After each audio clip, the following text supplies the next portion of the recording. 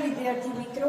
તો ધોરણ 11 સાયન્સ ભૌતિક વિજ્ઞાનમાં આપણે અત્યારે ચેપ્ટર નંબર 2 ચાલી રહ્યું છે અને જે ચેપ્ટર છે આપણું એકમ અને માપન। તો આ એકમ અને માપન ચેપ્ટર જે ચાલી રહ્યું છે એના આગળના વિડિયો લેક્ચરમાં આપણે સાર્થક અંકોને નક્કી કરવા માટેના નિયમો વિશેનો અભ્યાસ કરેલો હતો કે કોઈ પણ તમને ભૌતિક રાશિનું માપેલું મૂલ્ય આપેલું હોય તો આ માપેલા મૂલ્યમાં તમને જે અંકો આપેલા છે એ અંકોમાં સાર્થક અંકો કોને ગણવા અને કોને ના ગણવા। તો આ સાર્થક અંકોને નક્કી કરવા માટેના નિયમો વિશેનો આપણે અભ્યાસ કરી રહ્યા છીએ। હવે આજના વિડિયો લેક્ચરમાં આપણે શેનો અભ્યાસ કરવાનો છે? તો આજના વિડિયો લેક્ચરમાં આપણે અનિશ્ચિત અંકોની સન્નિકટતા। અનિશ્ચિત અંકોની સન્નિકટતા એટલે શું? કે માની લો કે તમે કોઈ પણ બે ભૌતિક રાશિના મૂલ્ય આપેલા છે અથવા તો ત્રણ ભૌતિક રાશિના મૂલ્ય આપે છે અને આ ભૌતિક રાશિના તમને જે મૂલ્ય આપેલા છે એ મૂલ્યનો તમે ક્યારેક સરવાળો કરો છો, ક્યારેક બાદબાકી કરો છો, ક્યારેક ગુણાકાર કરો છો અને ક્યારેક ભાગાકાર કરો છો, બરાબર?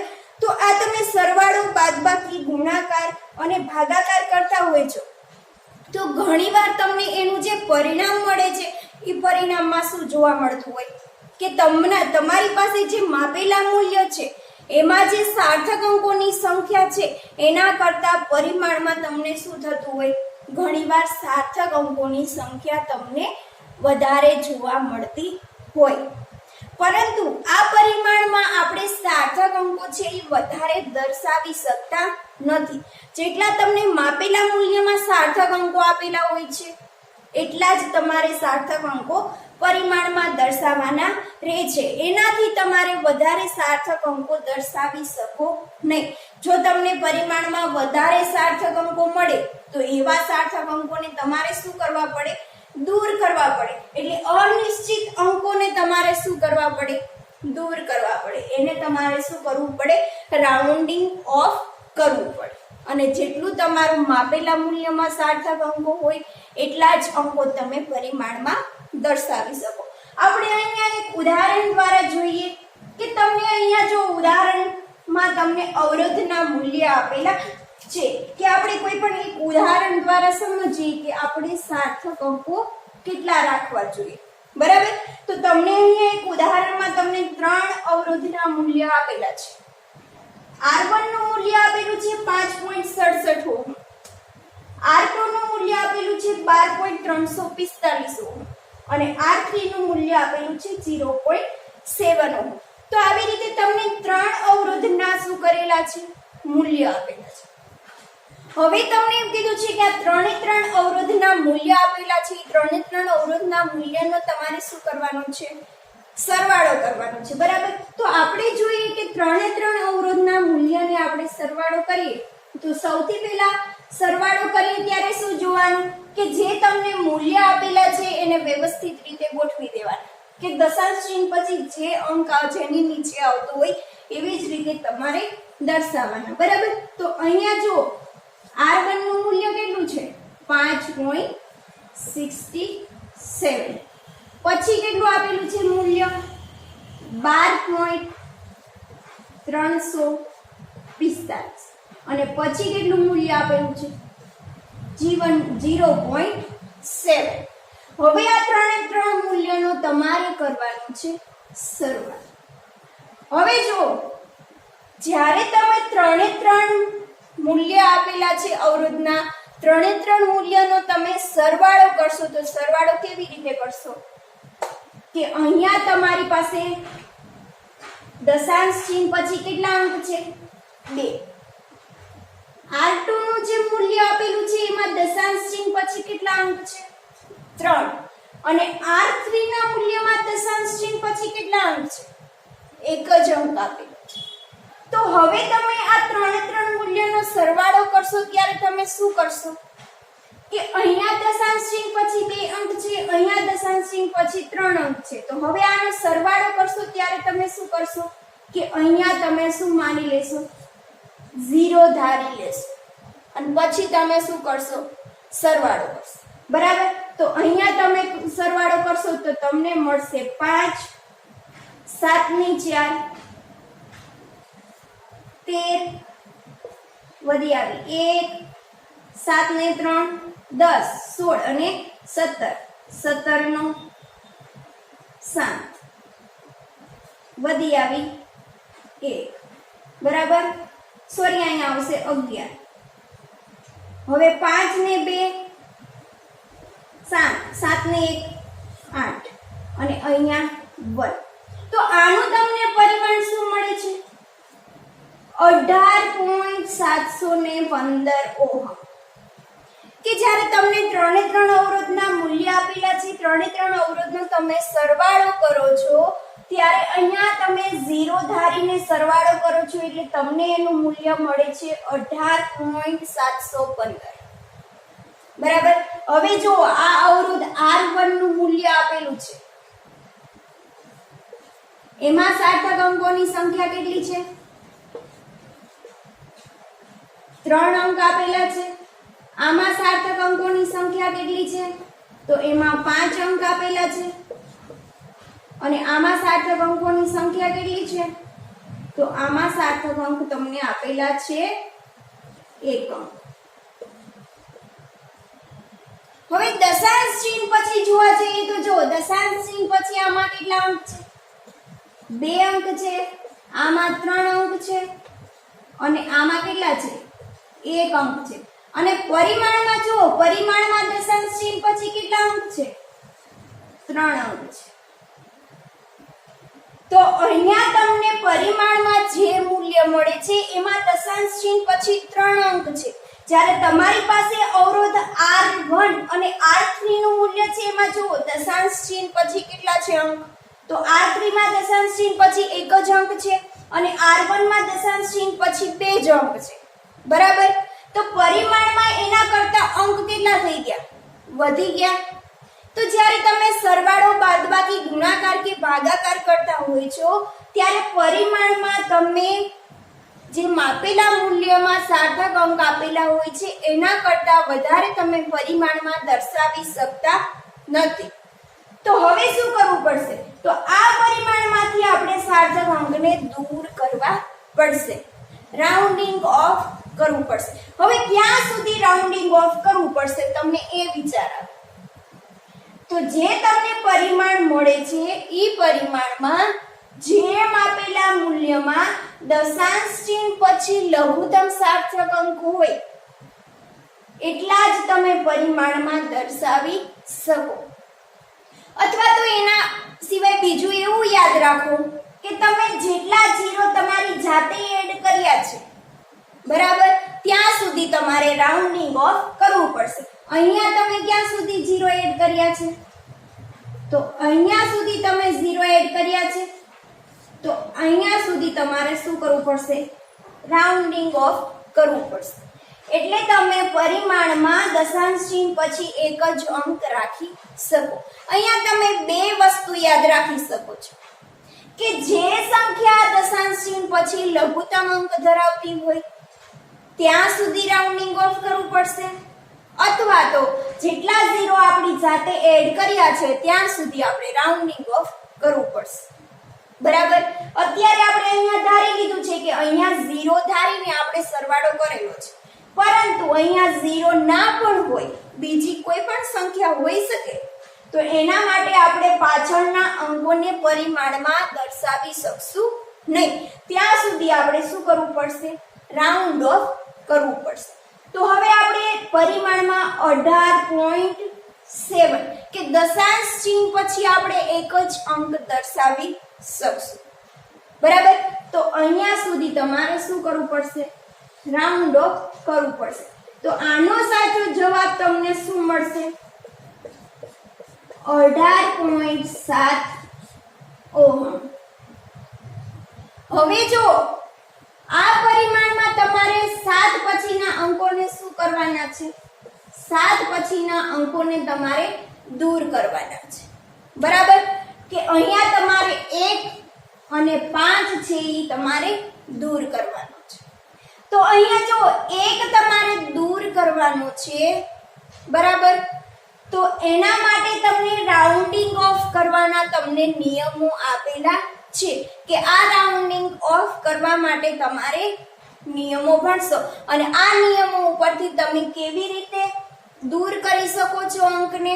આ જે અંક તમે દૂર કરો છો ને એને પડતો મૂકવામાં આવેલો અંક પણ કહેવામાં આવે છે અથવા તો દૂર કરવામાં આવેલો અંક.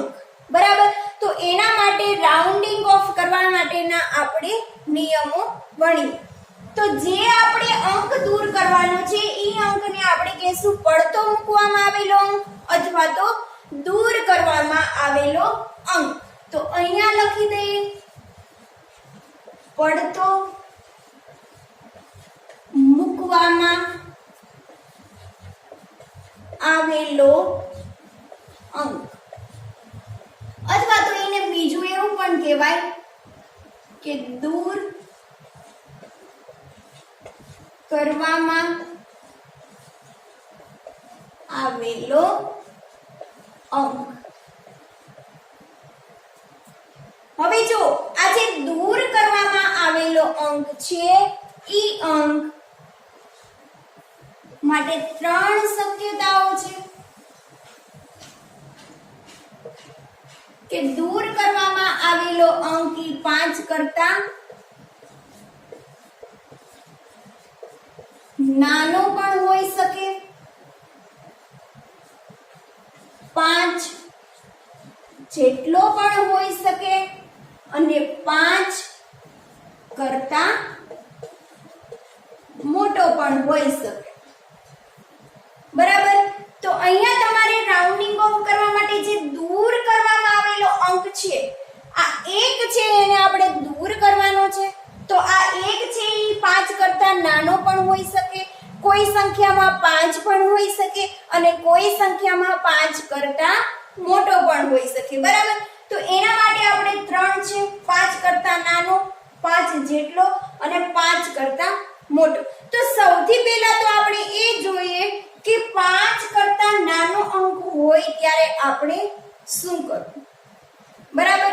તો એના માટે આપણે જોઈએ કે કોઈ પણ સાર્થક સંખ્યામાં પડતો મૂકવામાં આવેલો અંક 5 કરતા નાનો હોય તો આગળના અંકમાં કોઈ પણ પ્રકારનો ફેરફાર કરવાનો નથી.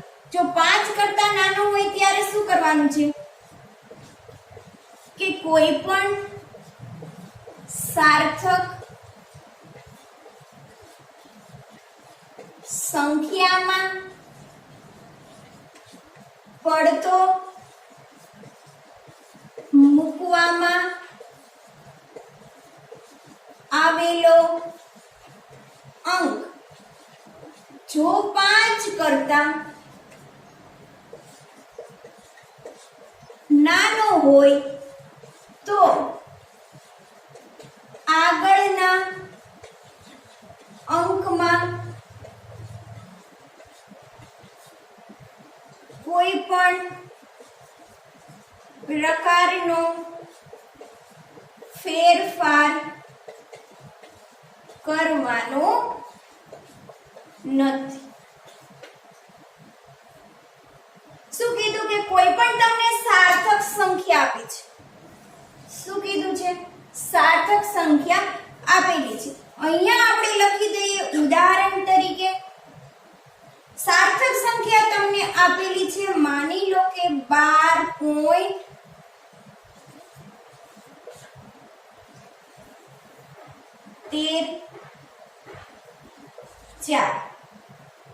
બરાબર. આ તમને એક ઉદાહરણમાં સાર્થક સંખ્યા આપેલી છે. હવે આ સાર્થક સંખ્યામાં પડતો મૂકવામાં આવેલો અંક એટલે કે તમારે કોઈ પણ અંકને દૂર કરવો છે. માની લો કે તમારે અહીંયા સુધી રાઉન્ડિંગ ઓફ કરવાનું છે તો તમારે શું કરવું પડશે? 4 ને દૂર કરવો પડશે. બરાબર. તો જે પડતો મૂકવામાં આવેલો અંક છે એ જો 5 કરતા નાનો હોય એટલે કે આપણે 4 ને દૂર કરવાનો છે તો 4 છે એ 5 કરતા કેવો છે? નાનો છે. તો જો 4 છે એ 5 કરતા નાનો છે તો આગળના અંકમાં કોઈ પણ પ્રકારનો ફેરફાર કરવાનો નથી. એટલે આ જે 4 આપેલો છે એ 5 કરતા નાનો છે. તો આગળના અંકમાં કોઈ પણ પ્રકારનો ફેરફાર કરવાનો નહીં, 4 ને ડાયરેક્ટ તમે દૂર કરી શકો છો. તો આનો જવાબ આવશે તમારે 12.13. એવી જ રીતે આ ઉદાહરણમાં જો આપણે 1 ને દૂર કરવાનો છે, તો 1 છે એ કેવો છે? 5 કરતા નાનો છે. તો 1 છે એ 5 કરતા નાનો છે, તો એને આપણે આગળના અંકમાં એડ કરવાનો નથી. તો આપણે શું કરશું? ડાયરેક્ટ છે એ 1 અને 5 દૂર કરી દઈશું અને એનો આન્સર આપણને મળશે 18.7. બરાબર. તો આ થઈ ગયો 5 કરતા જો નાનો અંક આપેલો હોય ત્યારે તમે કોઈ પણ પરિમાણ આપેલું હોય એનું રાઉન્ડિંગ ઓફ કેવી રીતે કરવું. બરાબર. હવે જો તમને આપેલી સાર્થક સંખ્યા એટલે પરિમાણ જે આપેલું છે એ પરિમાણમાં તમારે દૂર કરવાનો અંક છે એ 5 કરતા મોટો હોય. બરાબર. તો 5 કરતા મોટો હોય ત્યારે એનું રાઉન્ડિંગ ઓફ કેવી રીતે કરવું? તો એના માટે જુઓ વ્યાખ્યા. કોઈ પણ સાર્થક સંખ્યામાં પડતો મૂકવામાં આવેલો અંક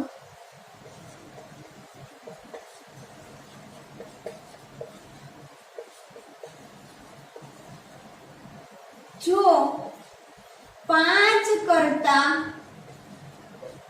મોટો હોય તો આગળના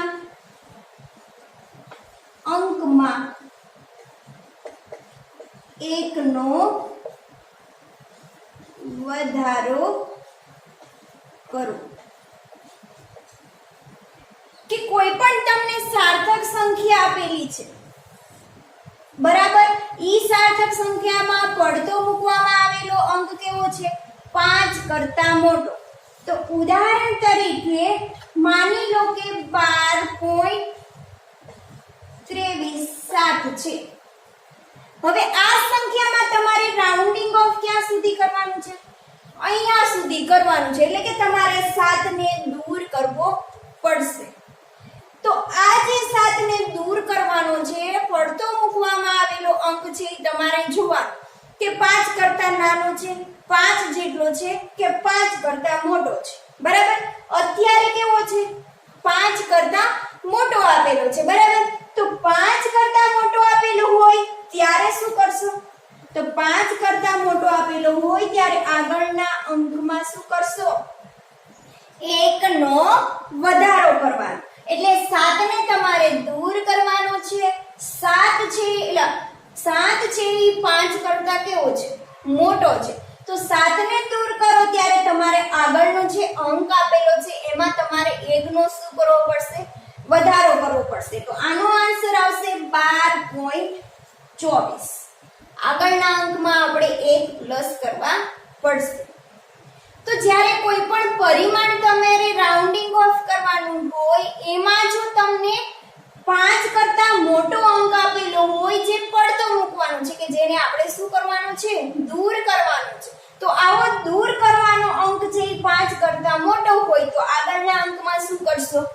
1 નો વધારો કરશો. બરાબર. હવે 5 કરતા નાનો હોય ત્યારે શું કરવું અને 5 કરતા મોટો હોય ત્યારે શું કરવું? બંને વાત થઈ ગઈ. હવે રહી વાત 5 જેટલો. કે કોઈ પણ સાર્થક સંખ્યામાં પડતો મૂકવામાં આવેલો અંક જો 5 જેટલો હોય તો તમે શું કરશો? તો અહીંયા આપણે જોઈ લઈએ.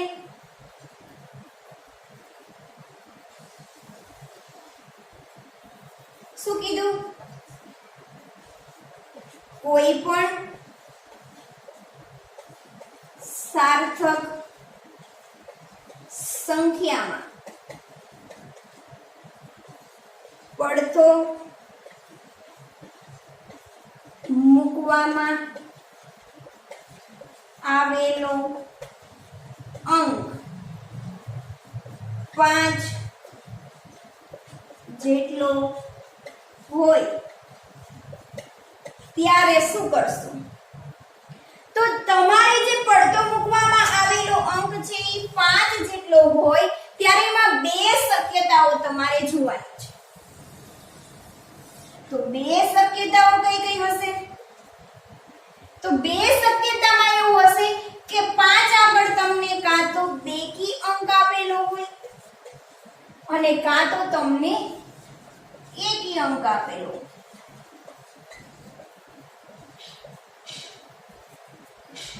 હવે 5 આગળ જો બેકી અંક આપેલો હોય, બરાબર, તો આ 5 આગળ બેકી અંક આપેલો હોય તો એમાં કોઈ પણ પ્રકારનો તમારે ફેરફાર કરવાનો નથી.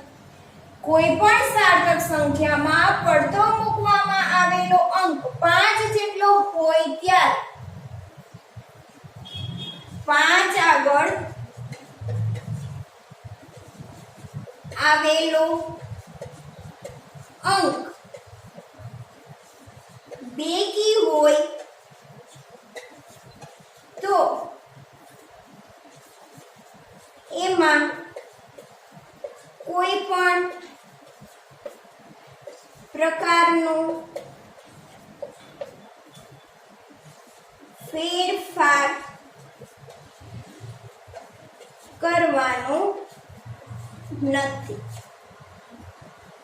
બરાબર, કે કોઈ પણ તમને સાર્થક સંખ્યા આપી છે, ઉદાહરણ તરીકે 12.125. હવે તમારે અહીંયા સુધી રાઉન્ડિંગ ઓફ કરવાનું છે.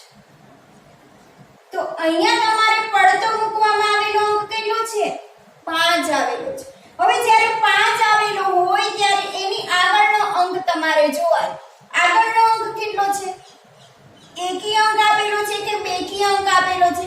જો આગળનો 5 ની આગળનો અંક તમને બેકી અંક આપેલો હોય તો કોઈ પણ પ્રકારનો ફેરફાર કરવાનો નહીં. આગળના અંકમાં ફેરફાર થશે નહીં. 5 ને ડાયરેક્ટ તમારે શું કરી દેવાના?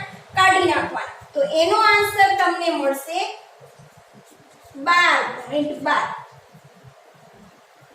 હવે એકી અંકની વાત કરીએ તો કોઈ પણ સાર્થક સંખ્યામાં પડતો મૂકવામાં આવેલો અંક 5 જેટલો હોય ત્યારે, તો ત્યારે શું કરશું કે 5 આગળ આવેલો અંક એ એકી અંક આવેલો હોય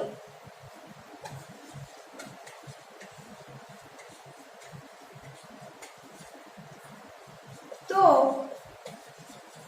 આગળના અંકમાં 1 નો વધારો કરવાનો.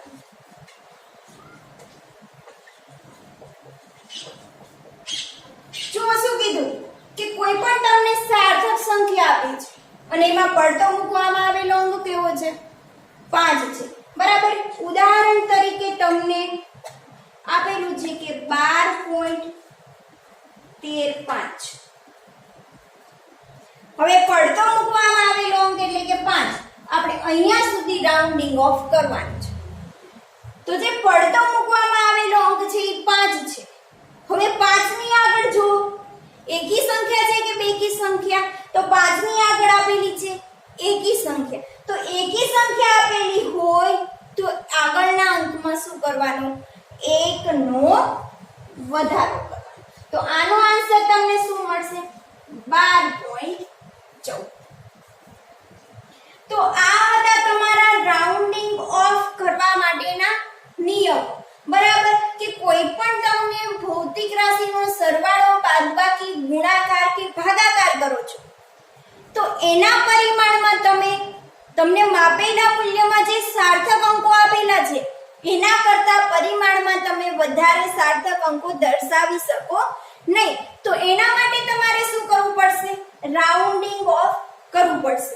હવે આ રાઉન્ડિંગ ઓફ કેવી રીતે કરવું? તો એના માટેના તમને નિયમો આપેલા છે કે જ્યાં સુધી તમારે રાઉન્ડિંગ ઓફ કરવાનું છે, બરાબર, એની પાછળના અંકો તમારે શું કરવા પડશે? રિમૂવ કરવા પડશે, કાઢી નાખવા પડશે. તો જે કાઢી નાખવાનો અંક છે, પડતો મૂકવામાં આવેલો અંક છે, એ સૌથી પહેલા ચેક કરવાનો કે 5 કરતા નાનો છે, 5 જેટલો છે કે 5 કરતા મોટો છે. જો 5 કરતા નાનો આપેલો હોય, બરાબર, તો 5 કરતા નાનો આપેલો હોય તો અંક તમારે ડાયરેક્ટ કાઢી નાખવાનો. એમાં કોઈ પણ પ્રકારનો ફેરફાર કરવાનો નથી. જો તમને દૂર કરવામાં આવેલો અંક 5 કરતા મોટો હોય, તો 5 કરતા મોટો આવેલો હોય તો એને તમે દૂર કરો ત્યારે આગળના અંકમાં શું કરવાનું? 1 નો વધારો કરવાનો. હવે રહી વાત 5 જેટલો, કે આપેલો દૂર કરવામાં આવેલો અંક 5 છે, તો 5 માં તમારે બે વસ્તુ યાદ રાખવી પડશે કે 5 આગળ તમને બેકી અંક આપેલો છે કે એકી અંક આપેલો છે.